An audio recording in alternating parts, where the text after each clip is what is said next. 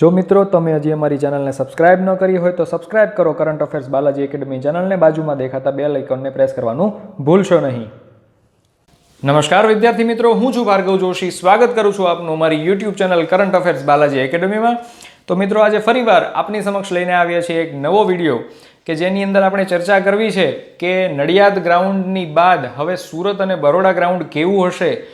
ઘણા વિદ્યાર્થી મિત્રોને જ્યાં પરીક્ષા આપવા જવાના છે, દોડ રનિંગ કરવા જવાના છે, તે વિદ્યાર્થી મિત્રોને ઘણા બધા મનમાં તે બાબતના પ્રશ્નો તેમને હેરાન કરી રહ્યા છે, પરેશાન કરી રહ્યા છે કે શું થશે, શું કેમનું અમે દોડીશું, શું કરવાનું હશે, ત્યાં કઈ રીતનું હશે પ્રોસિજર. તો મિત્રો, ખાસ કરીને મારું એક જ વાત હું તમને દર વખતે કહેવાનો છું કે પ્રોસિજર દરેક જગ્યાએ સેમ જ હશે.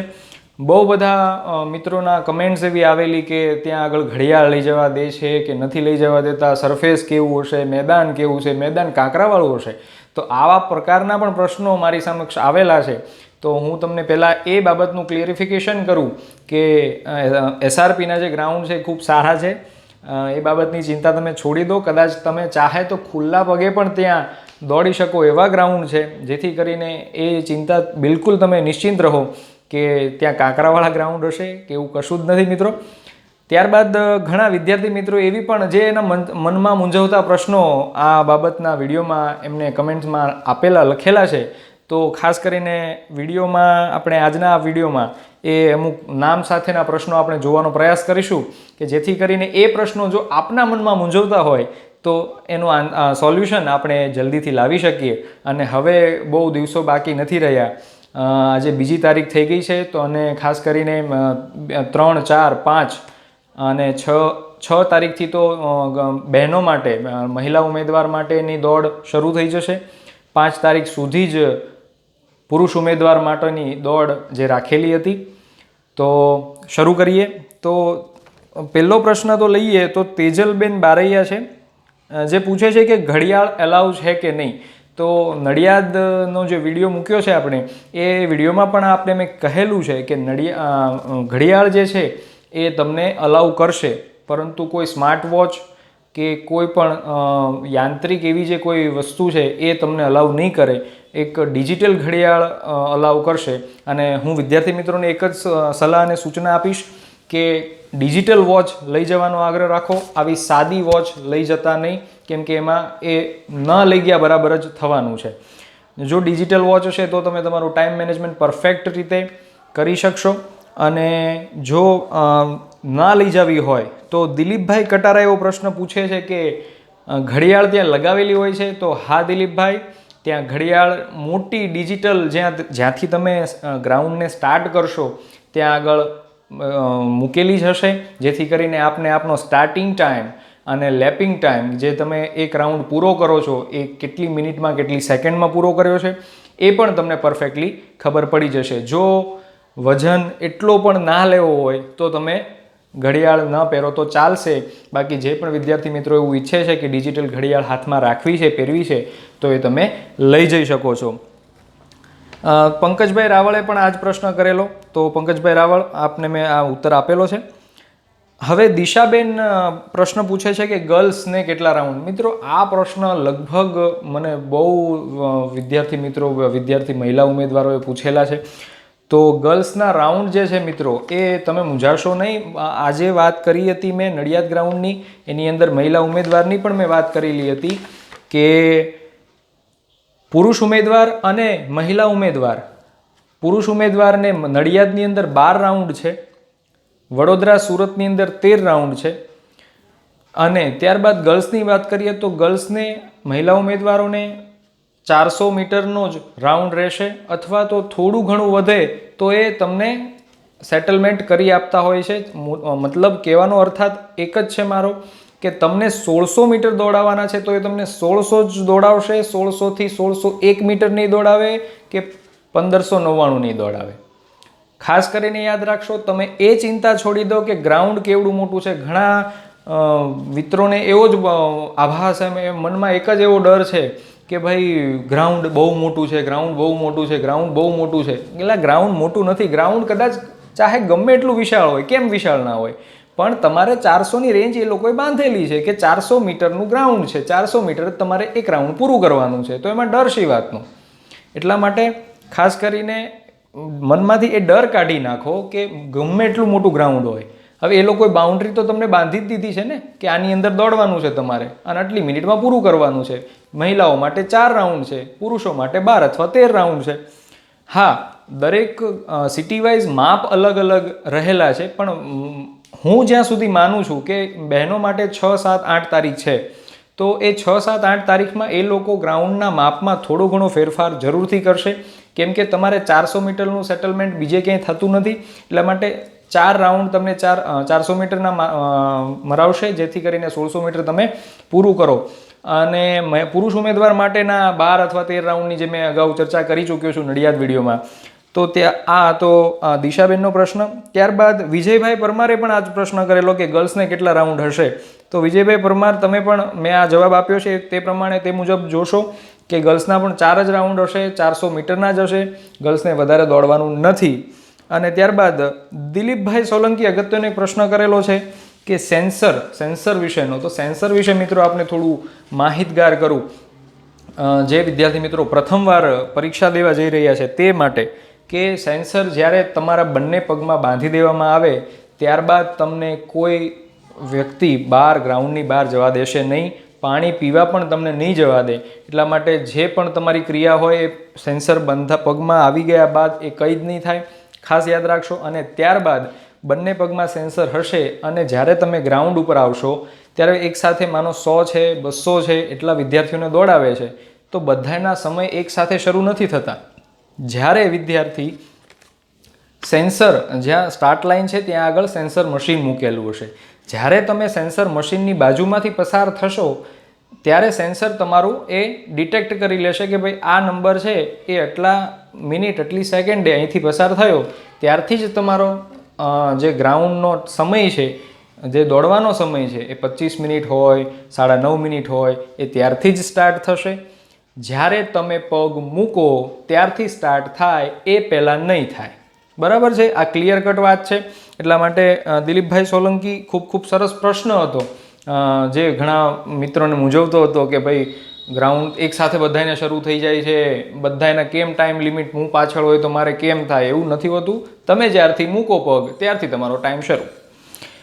ત્યારબાદ વાત કરીએ વેકરિયા વંદનાબેને પણ આ જ વાત કરી લીધી કે ગર્લ્સના ગ્રાઉન્ડ વિશેની, તો એના કેટલા રાઉન્ડો છે, તો એ વાત કરી એમ કે 400 મીટરના 4 રાઉન્ડ જ હશે. ત્યારબાદ જ્યોતિબેન ચૌધરી જે છે તે બેનને જરા કહેવાનું છે મારે કે બેન આત્મવિશ્વાસ પૂરેપૂરો રાખશો. આત્મવિશ્વાસ હશે તો જ તમે આ ગ્રાઉન્ડને મેં અગાઉ વાત કરી તેમ પાસ કરી શકશો. ખાસ કરીને જો આત્મવિશ્વાસ તમારો મજબૂત નહીં હોય તો તમે ગમે એટલું ચાહે પ્રેક્ટિસ કરી હોય છે, પરંતુ એ સમયે ત્યારે તમે ડિપ્રેશનમાં હોવ છો. હા, ખાસ એક જો મારે વાત કરવાની હતી કે ઘણા વિદ્યાર્થી મિત્રો એવું માનતા હોય છે કે ગ્રાઉન્ડ તમે માનો 1 મહિનાથી પ્રેક્ટિસ કરો છો અને 1 મહિનાથી પ્રેક્ટિસ કર્યા બાદ તમને હજી પણ મનમાં ડર છે કે ભાઈ હું ગ્રાઉન્ડ પાસ કરી શકીશ, નહીં કરી શકું, અથવા તો તમારે ગ્રાઉન્ડમાં જો પુરુષ ઉમેદવાર હોય તો 25 મિનિટની જે ક્રાઇટેરિયા છે એનાથી વધી અને 26 થતો હોય, 27 મિનિટ થતો હોય, ગર્લ્સ છે તો 9.5 મિનિટની બદલે 10.5 થતો હોય, 11 મિનિટ થતો હોય. તો ઘણા એવું માનતા હોય છે કે ગ્રાઉન્ડ સમયે તમે જે દોડો છો એમાં સમય મર્યાદા વધી જાય છે, તમે જે રેગ્યુલર પ્રેક્ટિસ કરી છે એની કરતાં વધે છે. નહીં મિત્રો, આ તદ્દન વાત ખોટી છે. વધતો નથી. તમે મેન્ટલી ડિપ્રેસ વધારે હો છો એટલે તમને એવું લાગે છે કે સમય વધે છે, પરંતુ ત્યારે તમારી સાથે એક સાથે 100 અથવા 200 વ્યક્તિઓ દોડતા હશે. આમાં એક વસ્તુ એવી છે કે તમે એકલા દોડો છો, એકલા પ્રેક્ટિસ કરો છો તો તમને એટલું બધું એનું મહત્ત્વ નહીં સમજાય. જ્યારે તમે ગ્રાઉન્ડમાં પગ મૂકશો ત્યારે તમને એક અંદરથી એક આત્મવિશ્વાસનો એક ઉદ્ભવ થતો હોય છે કે ના મારે 100 હોય 200 હોય એમાંથી મારે અવ્વલ આવવાનું છે. અવ્વલ મતલબ કે ટાઈમ લિમિટમાં મારે પૂરું કરવાનું છે, આટલા બધા વિદ્યાર્થીઓ છે, આટલા બધા મારા કોમ્પિટિટર છે, તો એની વચ્ચે થઈને મારે નીકળવાનું છે. તો આ બાબતનો એક આત્મવિશ્વાસ એ તમારામાં જાગતો હોય છે. અને બને ત્યાં સુધી 99% કિસ્સાઓમાં તો એવું જ બનતું હોય છે કે જે તમે રેગ્યુલર પ્રેક્ટિસ કરતા હો છો એના કરતાં 1 થી 1.5 મિનિટ તમારે વહેલા પૂરું થશે. આ 100% છે. જો તમારામાં આત્મવિશ્વાસ પૂરેપૂરો હશે કે ના હું ગ્રાઉન્ડ પાસ કરી લઈશ તોની જ વાત છે. બાકી જો આત્મવિશ્વાસ નથી તો એમાં ચાહે હું પણ કંઈ નથી કરી શકતો કે તમે ખુદ પણ કંઈ નથી કરી શકતા. હા, તમે ખુદ એટલું જ કરી શકો છો કે તમારો આત્મવિશ્વાસ, તમારું મનોબળ એ મજબૂત બનાવો, બસ.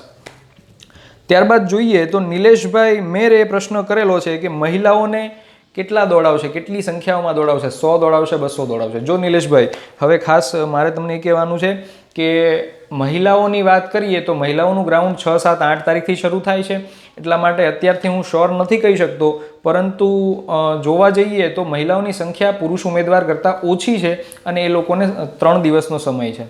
એટલે 12,000-12,500 સમથિંગ કંઈક મહિલાઓની સંખ્યા છે. તો એ પ્રમાણે જોવા જઈએ તો 100ને જ દોડાવશે, કદાચ હું એવું માનું છું, કારણ કે બધા જ ગ્રાઉન્ડ એ સમયમાં મહિલાઓ માટે જ હશે. 6, 7, 8માં ગાંધીનગર, રાજકોટ, નડિયાદ, સુરત અને વડોદરા. તો આ બધા ગ્રાઉન્ડ છે એ મહિલાઓ માટે જ હશે એ સમયમાં. તો હું માનું છું કે કદાચ 100-100ને દોડાવશે, પણ એ લોકોનો નિર્ણય લેવાનો વિષય છે. 100ને દોડાવે, 200ને દોડાવે, પણ આપણે દોડવું એ આપણા હાથમાં છે.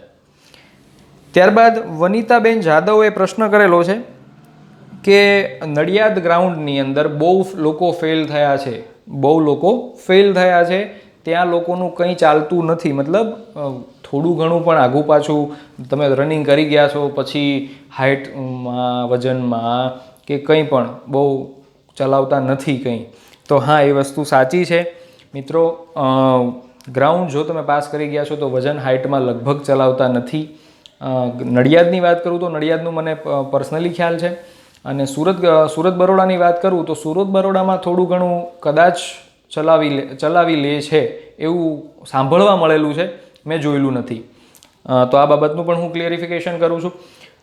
ખાસ કરીને કદાચ ચાન્સ કોઈ અધિકારી સારા હોય છે તો એ તમને ચાન્સ આપતા હોય છે, અધરવાઇઝ એ તમને નથી આપતા. તો ગ્રાઉન્ડમાં બહુ ફેલ થાય છે મિત્ર. તો બેન વનિતાબેન, મારે તમને એ જ કહેવાનું છે કે ગ્રાઉન્ડમાં કદાચ બહુ ફેલ થતા હોય તો એની તમારે ચિંતા કરવાની જરૂર નથી. એની લીધે એની મહેનત ઓછી હશે એટલા માટે ફેલ થાય છે. તમારી મહેનત કેટલી છે એ તમને જ ખ્યાલ હોય છે, અમને પણ ખ્યાલ નથી હોતો કે બીજા કોઈને પણ ખ્યાલ નથી હોતો. તો ખાસ કરીને એટલું જ કહેવાનું કે મહેનત તમે તમારી કરો, તમારું પૂરું બળ લગાવો, તમારો પૂરો જોશ લગાવી દો કે ભાઈ ના, મારે આ સરકારી નોકરી, આ જે પોલીસની વર્દી છે મારે પહેરવી જ છે. તો કોઈ એ તમને લેવા માટે રોકી શકતું નથી.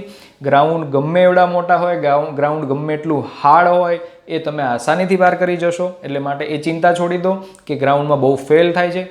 તમે મહેનત કરી છે, તમે તમારા જે એના ક્રાઇટેરિયા છે, હાઇટ છે, બધામાં તમે આવો છો તો દેટ્સ ઇટ, તમે આવી જશો. બરાબર છે? એટલા માટે આત્મવિશ્વાસ રાખો, મનોબળ મજબૂત કરો, બસ તમારા માટે આ જ છે. અને મેરિટ વિશેની વાત કરીએ તો 2-3 મિત્રો છે. ભાટિયા ભૌતિકભાઈ છે, હરેશભાઈ છે, રણજીતસિંહ છે. તો આ મિત્રોએ પ્રશ્ન કરેલો કે મેરિટ ક્યાં અટકશે. તો ઘણા બધા વિડીયોઝ અત્યારે તમે હાલમાં જોતા હશો કે પોલીસનું મેરિટ ક્યાં અટકશે, કેટલું રહેશે, ઓબીસીનું કેટલું રહેશે, જનરલનું કેટલું રહેશે.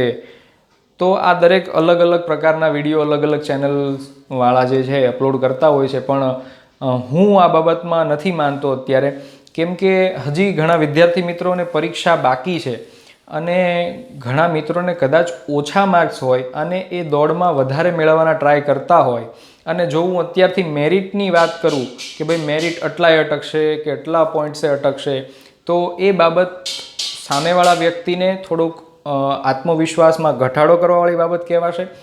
તો આશા એવી હું રાખું છું કે મેરિટ જેટલું તમે બધા જલ્દી એમ સરકારી નોકરીમાં લાગી જાઓ એટલું જ મેરિટ અટકે.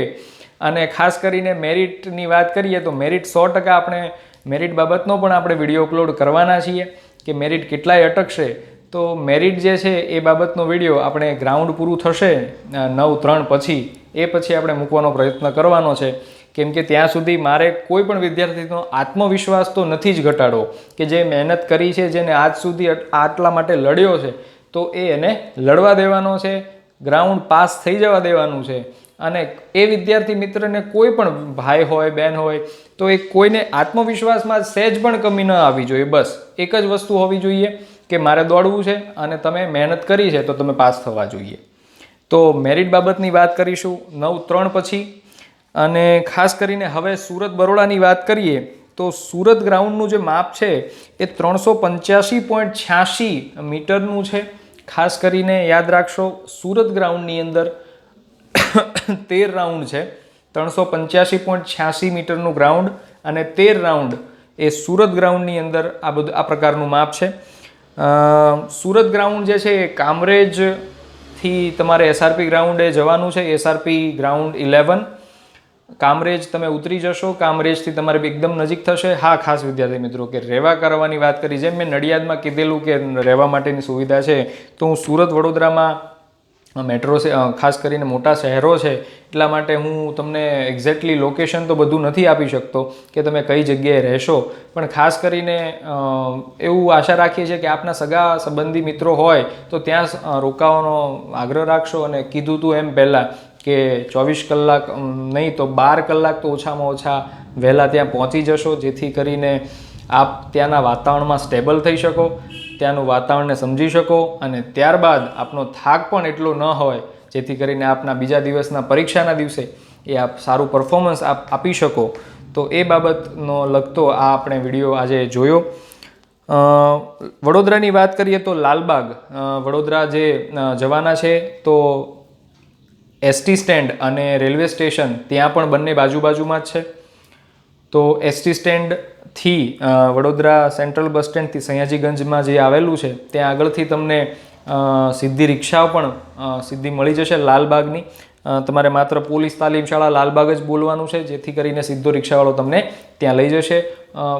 એસટી બસ સ્ટેન્ડથી લઈને પોલીસ જે તાલીમ શાળા છે લાલબાગ ખાતે, તો એનું ડિસ્ટન્સ આઈ થિંક 6 કિલોમીટરથી વધારે નથી, 6 કિલોમીટર જેટલું જ છે.